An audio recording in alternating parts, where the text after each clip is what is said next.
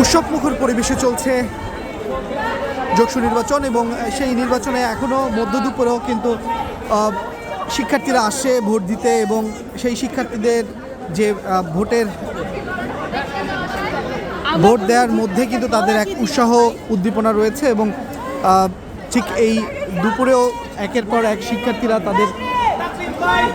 মনোনীত প্রার্থীকে ভোট দেওয়ার জন্য কিন্তু তারা ছুটে আসছে এবং এটি কিন্তু